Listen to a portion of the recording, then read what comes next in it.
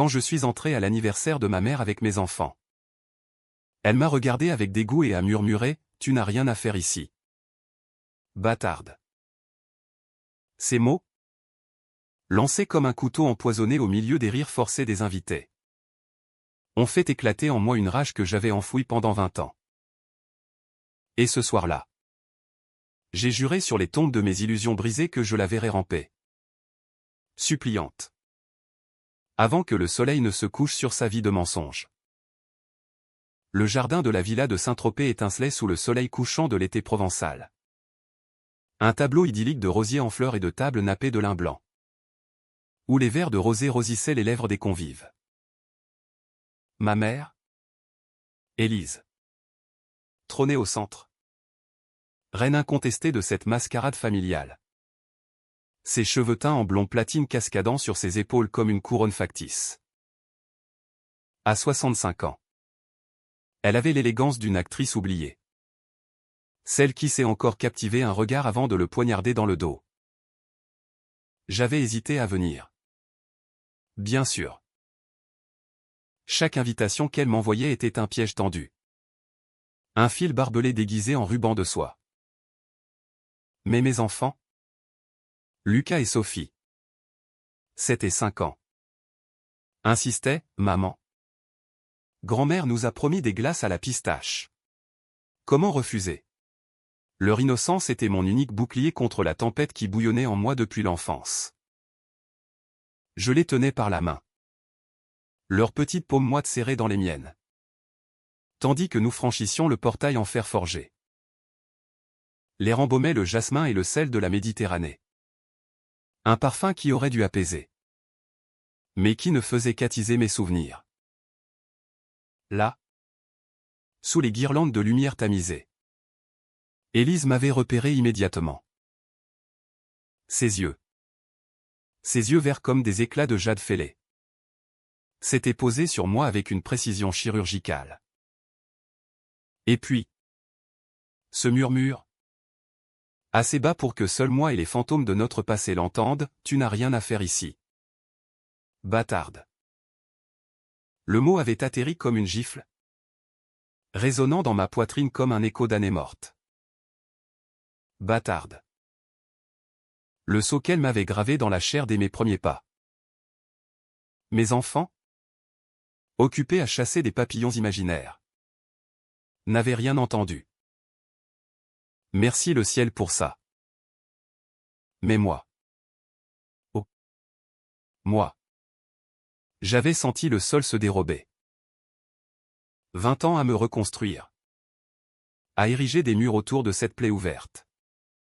Et en un instant, tout s'effondrait. Je les fixais. Ce regard d'acier que j'avais appris à forger dans les nuits solitaires de Paris. Quand je trimais comme serveuse pour payer mes études de psychologie. Elle a souri. Un sourire de porcelaine craquelé. Et s'est tournée vers mon oncle Bertrand, riant d'une anecdote sur leur croisière en yacht. Comme si de rien n'était. Comme si elle n'avait pas juste craché son venin. J'ai serré les mains de Lucas et Sophie un peu plus fort, les guidant vers le buffet où des macarons pastels s'empilaient comme des promesses sucrées. Allez. Mes amours. Choisissez ce qui vous plaît. Ma voix tremblait à peine. Un miracle. Intérieurement. Pourtant. C'était l'incendie. Des images affluaient, en moi. À 8 ans. Surprise en train de fouiller son tiroir à bijoux. Cherchant désespérément une trace de mon père, cet homme fantôme qu'elle avait effacé de nos vies. Bâtarde. Avait-elle sifflé ce jour-là? Ton père n'était qu'une erreur que j'ai payée cher. Pas de nom. Pas d'histoire. Juste ce vide béant. Et les années suivantes. Les humiliations subtiles, les robes trop courtes qu'elle m'obligeait à porter pour attirer l'attention. Les amis qu'elle décourageait de m'approcher. Les murmures aux dîners familiaux sur « cette gamine qui ressemble à personne ici ». J'avais fui à 18 ans. Direction Paris. Avec un sac à dos et une bourse d'études arrachée à la sueur de mes nuits blanches. J'avais épousé Antoine. Un architecte solide comme un chêne normand. Et nous avions bâti cette vie stable. Aimante. À l'opposé de son chaos. Mais Élise n'avait jamais lâché prise. Chaque Noël. Chaque anniversaire. Une carte postale venimeuse, viens. Ma chérie. Montre-moi comment tu joues à la petite femme parfaite. Et maintenant. Ça. Devant mes enfants. Le feu en moi crépitait. Attendant l'étincelle. Je l'ai observé toute la soirée. Analysant ses failles comme je l'aurais fait avec un patient en thérapie. Elle riait trop fort aux blagues de mon cousin Pierre. Touchait trop souvent le bras de son mari ou mon beau-père. Ce fantôme complice. Mais sous cette façade. Je voyais les fissures, les rides qu'aucun botox ne pouvait masquer. Les regards fuyant vers son verre de vin. Les silences quand on évoquait l'héritage familial. Élise avait toujours été une manipulatrice née. Une araignée tissant sa toile dans les salons feutrés de la haute bourgeoisie niçoise. Son père. Un industriel du textile. Lui avait légué une fortune bâtie sur des usines où les ouvriers crevaient d'épuisement. Elle avait épousé mon beau-père pour consolider ça. Et moi? J'étais l'accident. Le stigmate d'une nuit d'ivresse avec un amant éphémère. La nuit avançait. Les invités se dispersaient en embrassades hypocrites. Mes enfants? Épuisés. S'endormaient sur mes genoux. Leur bouche tachée de fraises. Antoine. Retenu par un chantier à Lyon. M'avait envoyé un message, profite. Mon amour. Tu es plus forte qu'elle. S'il avait su. Quand Élise s'approcha enfin. Feignant l'affection. Je me suis levé. Les enfants dans les bras. Joyeux anniversaire? Maman? Ai-je dit? Ma voix un fil tendu. Elle a tendu la joue. Mais j'ai murmuré à son oreille. Si bas que seul le vent l'a entendu, tu as tort. J'ai tout à faire ici. Et bientôt. Tu le sauras. De retour à notre petit appartement parisien. Les jours suivants ont été un tourbillon de routine, les cartables de l'école. Les dîners improvisés avec Antoine. Les consultations au cabinet où je décortiquais les âmes brisées des autres. Mais la nuit, quand le silence tombait comme un linceau, les plans germaient. Pas une vengeance vulgaire. Non, pas de poison dans le vin ou de scandale tabloïd. Quelque chose de plus profond. De plus insidieux. De la psychologie pure. Cette arme que j'avais affinée comme un scalpel. J'ai commencé par fouiller les archives familiales. Ces boîtes poussiéreuses que j'avais emportées lors de mon départ. Pensant les jeter un jour. Des lettres jaunies. Des photos jaunies, Élise jeune. Radieuse. Dans les bras d'un homme aux traits flous. Mon père? Pas de nom. Mais une adresse à Marseille. Un hôtel miteux où elle avait réglé ses comptes. J'ai engagé un détective privé. Un ancien flic marseillais nommé Raoul. Qui creusait les secrets comme un chien truffier. Votre mère a une vie bien rangée à la surface. M'a-t-il dit au téléphone. Savoir apeuse comme du gravier. Mais en dessous? Des dettes cachées. Un amant actuel ou un avocat véreux. Et des rumeurs sur des fonds détournés de la fondation familiale. Parfait. Chaque faille était une porte d'entrée. J'ai passé des nuits à modéliser son psyché, narcissique. Avec une peur viscérale de l'abandon. Masquée par un contrôle obsessionnel. La clé? La faire douter de tout. Y compris d'elle-même. Commencer par des murmures anonymes. Des emails d'un compte fantôme, Élise. Souviens-toi de la nuit à Marseille. Il savait pour la bâtarde. Pas de détails.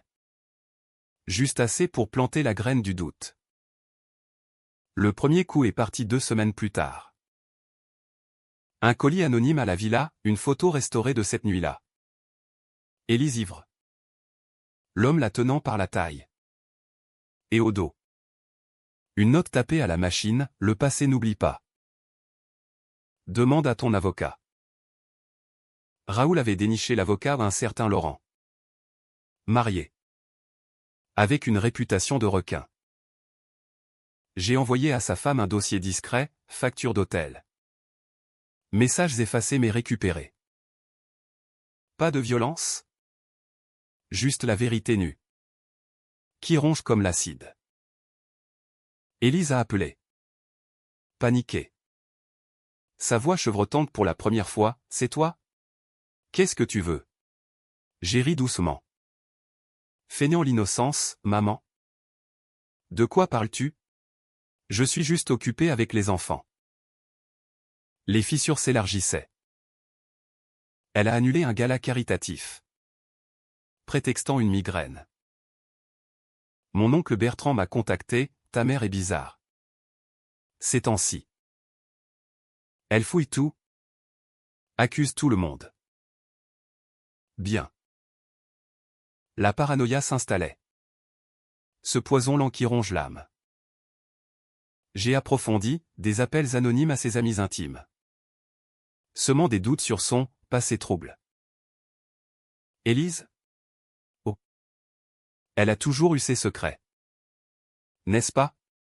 Cette fille illégitime, les ragots. En France? Sont des flèches empoisonnées. Voyageant plus vite que la lumière. Bientôt. Les invitations se tarissaient. Les sourires se crispaient.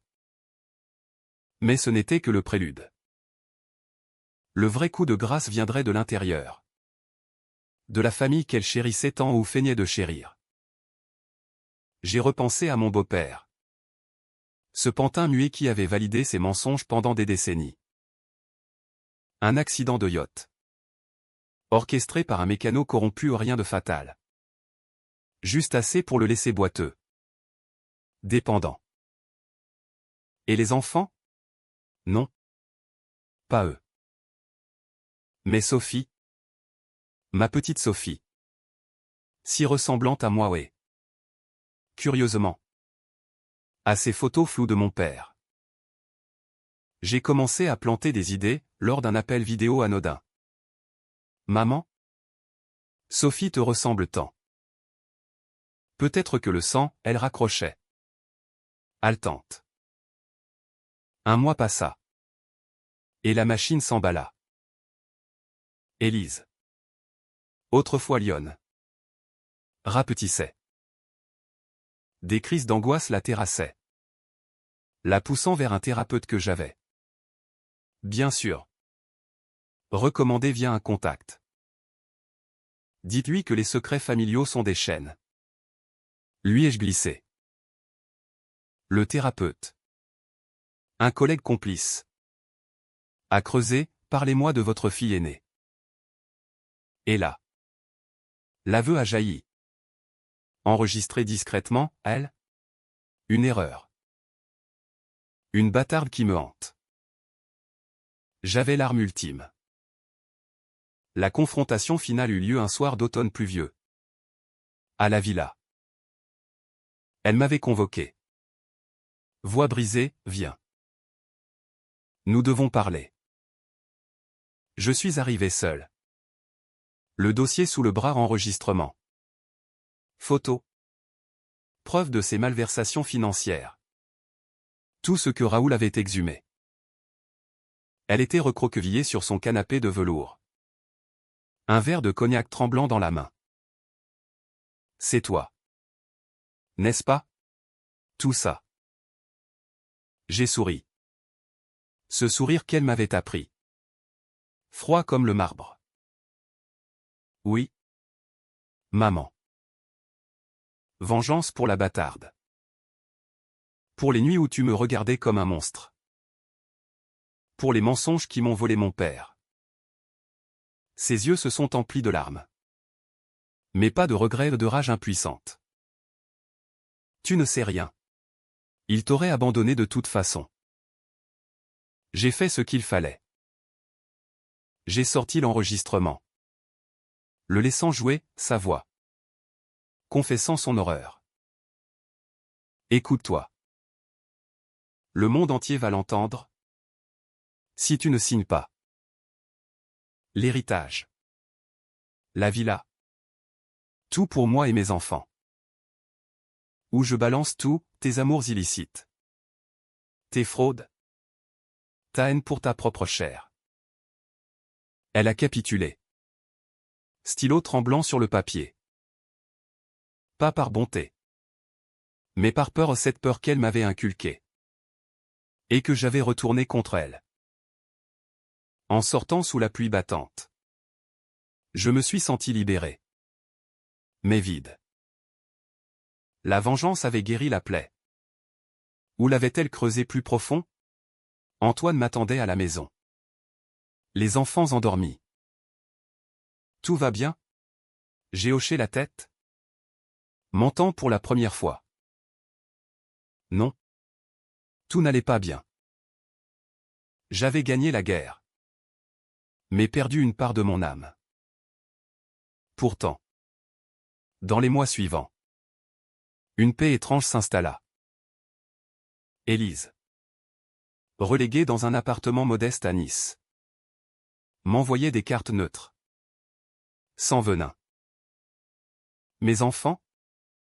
Héritiers d'une fortune inattendue. Grandissaient dans la lumière. Mais la nuit? Parfois. Je revoyais son regard, ce dégoût premier. Miroir du mien. La malédiction du sang n'était pas la sienne. Mais la nôtre.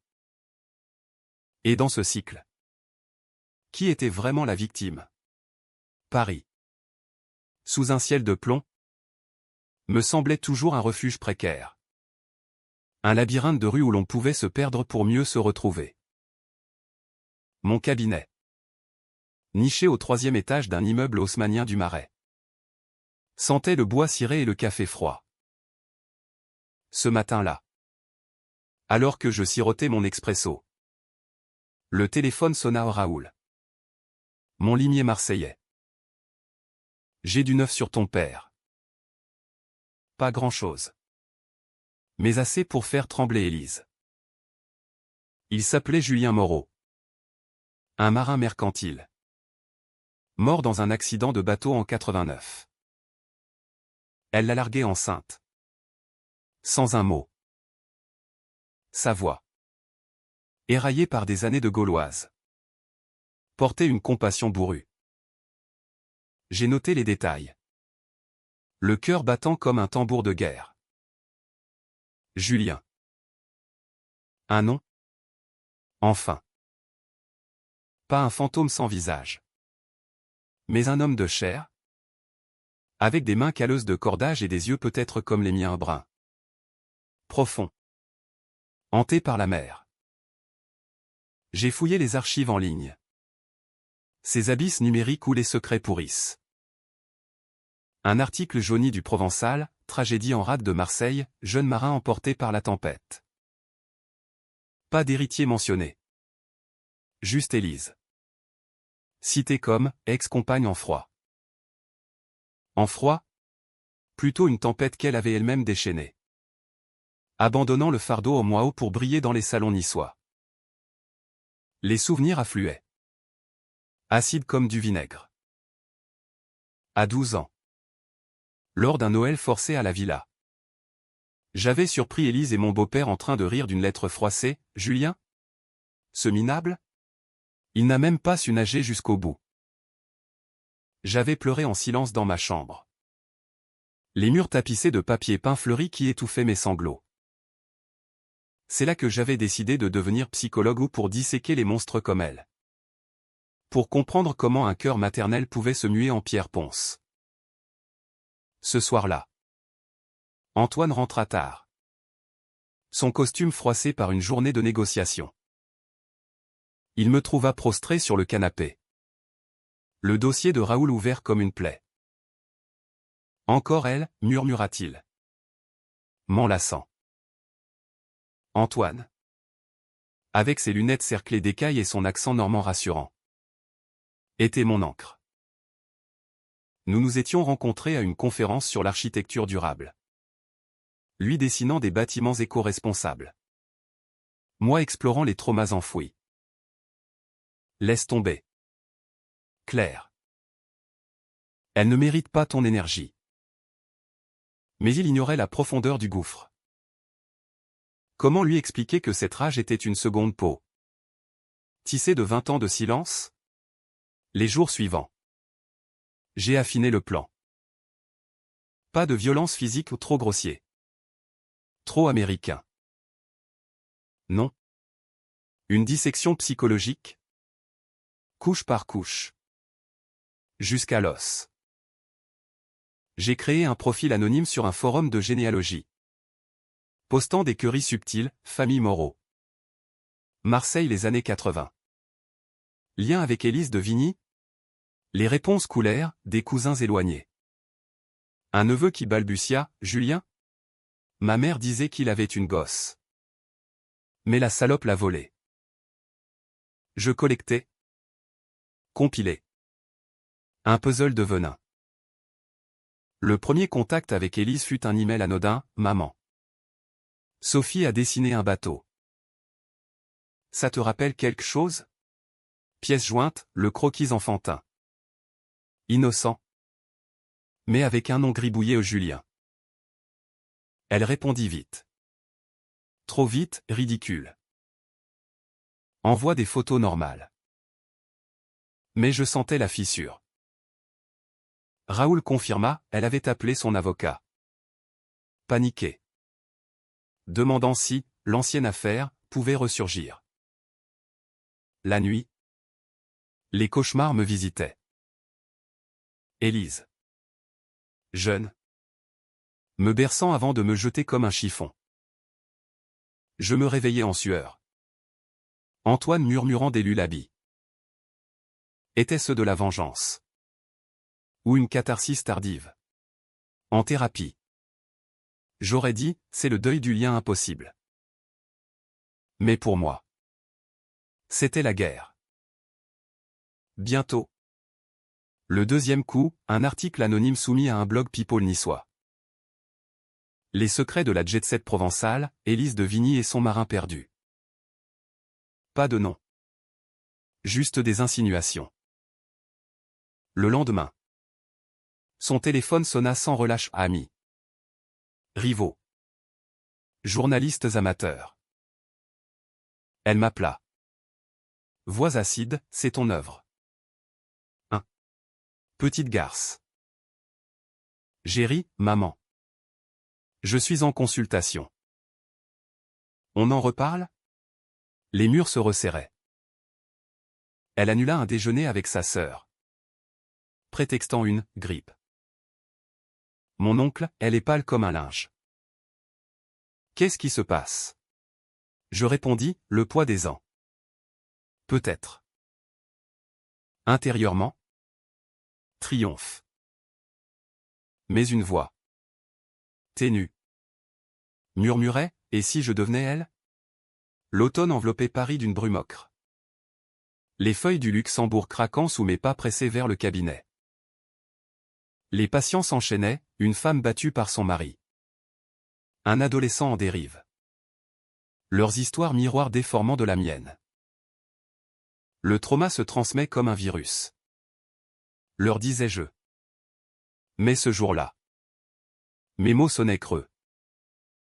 Mon propre virus rampait. Élisant son centre. Raoul m'envoya un paquet, document jauni d'un notaire marseillais. Julien avait laissé un testament modeste. Un bateau et quelques économies, mais Élise l'avait contesté. Argan, absence de paternité. Elle avait gagné. Effaçant mon existence légale. C'est pour ça qu'elle te hait. Grogna Raoul. Tu es la preuve vivante de son échec. J'ai lu tard. Les pages se pliant sous mes doigts. Imaginant Julien, épaules larges. Rire salé. Un homme qui aurait pu m'apprendre à nager dans les tempêtes. Antoine remarqua mon épuisement. Prends des vacances. Allons en Bretagne. Voir la mer. J'acceptais. Pour lui. Pour les enfants. Mais même là. Sur les falaises de Ploumanacach. Le vent charriait son fantôme. Sophie ramassait des galets. Lucas construisait des châteaux de sable. Et moi. Je sculptais ma revanche. De retour. J'envoyai le 3e email, Élise. Julien t'a écrit avant de mourir. Protège-la. Tu as brûlé la lettre? Faux. Bien sûr. Mais le doute est un acide lent. Elle craqua lors d'un appel. Comment sais-tu? Voix brisée. Comme du verre pilé. Je sais tout. Maintenant. Silence. Puis, viens à la villa. Seul. Piège ou trêve? Je partis. Laissant Antoine avec les petits. La route vers Saint-Tropez. Sinueuse sous la pluie. Était un ruban de mes doutes. Elle m'attendait sur la terrasse. Silhouette frêle dans un peignoir de soie. Un verre de blanc à la main. La mer grondait en fond. Furieuse. Assieds-toi. Sa voix. Commande habituelle. Mais chevrotante. Je m'exécutais. Face à elle. Nos regards verrouillés comme des duellistes. Qu'est-ce que tu veux? Claire? L'argent? La villa? J'ai secoué la tête. La vérité. Et la paix. Les mots sortirent en torrent, la nuit à Marseille. Ivre de champagne volé. Julien, bel inconnu croisé dans un bar portuaire. Passion fugace. Puis panique quand le test fut positif. J'étais jeune. Ambitieuse. Ton grand-père m'aurait renié. J'ai payé un avocat pour effacer tout. Effacer. Le mot résonna. Et moi? Ton erreur? Elle détourna les yeux. Vers l'horizon. Tu étais une complication. Je t'ai élevé. Non. Élevé. Des gifles masqués en leçons. Des absences pour affaires. Des comparaisons avec ma parfaite demi-sœur cadette. Née du mariage salvateur. La rage monta. Mais je la contins. Psychologue jusqu'au bout. Et si je révélais tout? Aux cousins. Aux amis. Au monde? Elle pâlit. Tu n'oserais pas. J'ose déjà. Je sortis mon téléphone. L'enregistrement du thérapeute obtenu via un hack légal. Un cadeau de Raoul.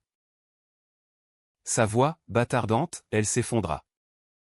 Sanglots secs. Arrête. Je signe ce que tu veux.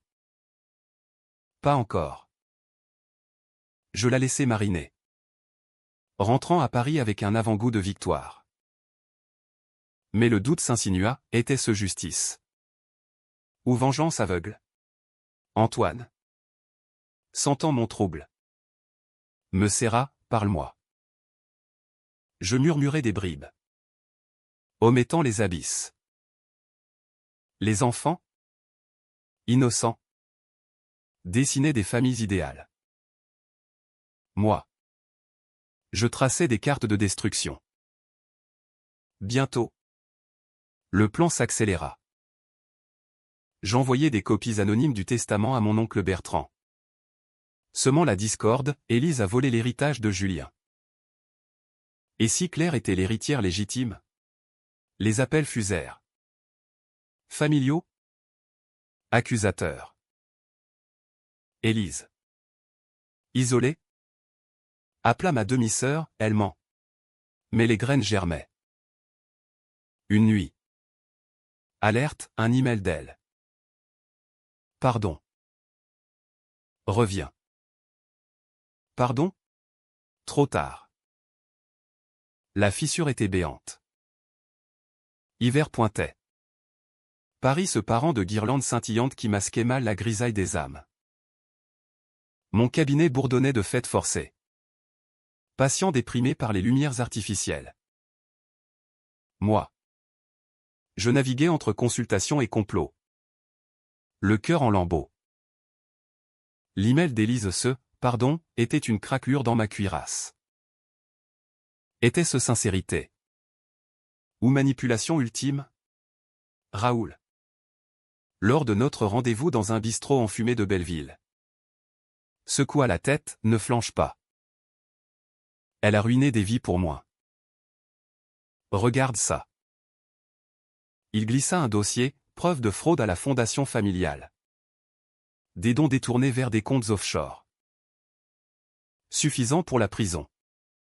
Si tu pousses. Prison. L'image d'Élise. Reine déchue en cellule grise. Me fit frissonner au pas de pitié. Mais de vertige. Devenir le bourreau. Étais-je prête? Antoine organisa un Noël normand.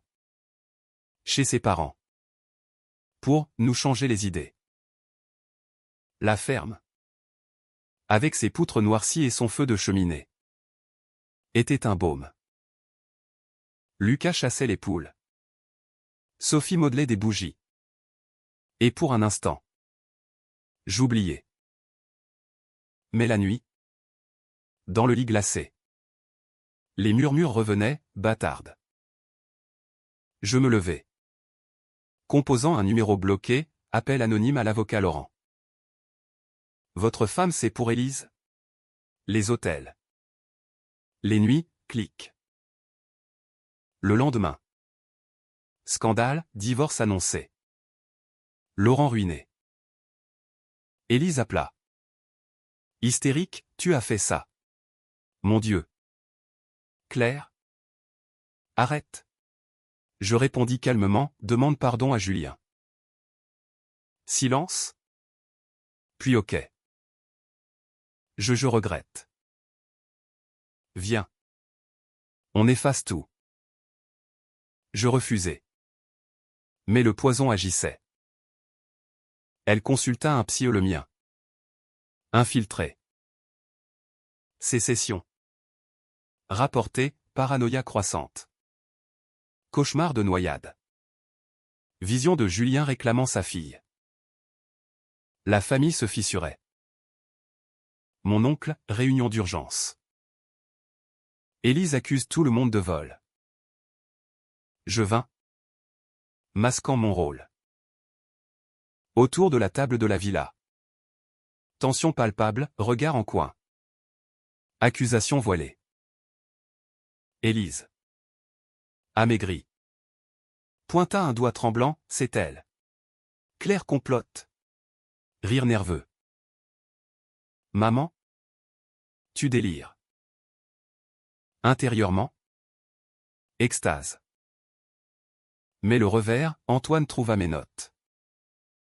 Qu'est-ce que c'est? Vengeance? Claire?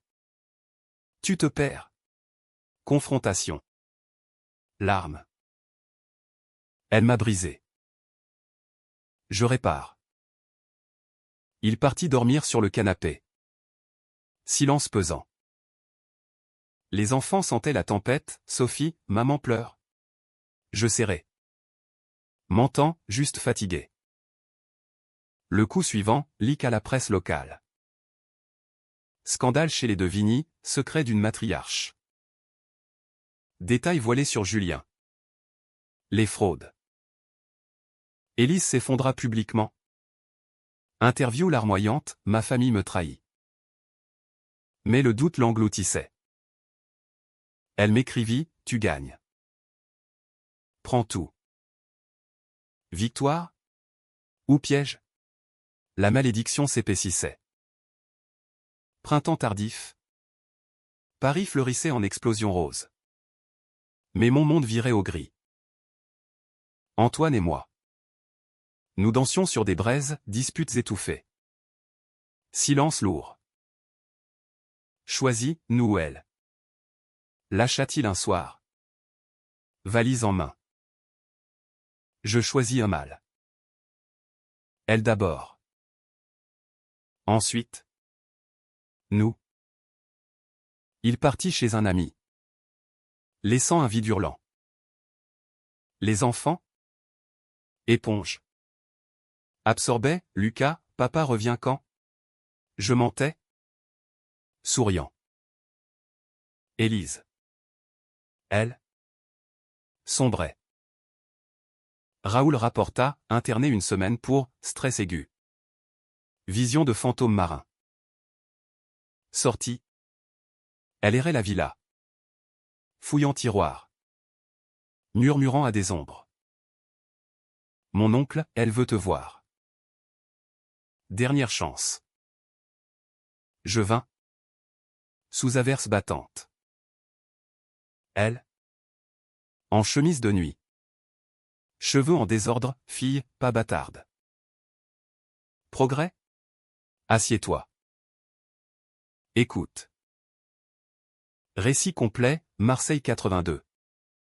Amour faux avec Julien. Peur du scandale. Avortement envisagé mais raté. Je t'ai gardé par culpabilité. Mais je t'ai haï pour ça. Aveu cru. Comme un coup de poignard inversé. Pitié? Non. Carburant. Et maintenant? Aide-moi. Ou finis-moi. Je sortis le dossier final, testament. Fraude. Enregistrement. Signe, tout à moi. Ou la chute totale. Elle signa. Yeux morts. Tu es comme moi. Monstre. Vrai. Je partis. Riche mais brisé. Antoine revint. Pardon fragile. Fini? Oui. Menti-je. Mais le poison coulait encore. Été revint. Chargé de sel et de regrets. L'héritage villa. Compte afflua. Transformant notre vie, école privée pour les enfants. Voyage. Mais le goût était cendre. Élise. Exilée à Nice. Appelée sporadiquement, voix fantomatique. Comment vas-tu? Neutre. Mais hanté. Antoine et moi. Nous rebâtissions, thérapie de couple. Rire forcé. Mes nuits. Je revivais, son regard au parti. Mon murmure vengeur. Sophie. Grandissant. Posa, grand-mère. Pourquoi elle nous évite? Vieilles histoires. Un jour. Lettre, Élise. Confession manuscrite. J'étais monstre. Pardonne. Où est? Je pars en Suisse. Soigner l'âme. Suicide voilé? Non. Elle survécut. Rapatriée. Vide. La famille. Éclatée. Me fuyait. Oncle, tu as gagné. Mais perdu nous. Isolement? Nouveau. Pourtant. Catharsis, je publiais anonyme. Un livre, La malédiction du sang, thérapie publique. Succès. Mes ombres. Antoine, assez? Oui. Enfin. Automne final. Feuilles roussies comme cicatrices. Élise mourut paisible. Crise cardiaque ou libération? Obsèques minimales? Moi seul au cimetière niçois. Pluie l'avant péché. Héritage géré pour enfants. Villa vendue. Antoine. Pilier, nouvelle page. Oui. Cabinet florissant. Patient guérissant mes plaies. Sophie, maman. Je t'aime. Bouclier ultime. La vengeance? Leçon, le sang-lit. Mais ne maudis pas Éternel. J'avais gagné. Perdu. Renaquis. Fin? Non. Cycle. Mes miens. Désormais.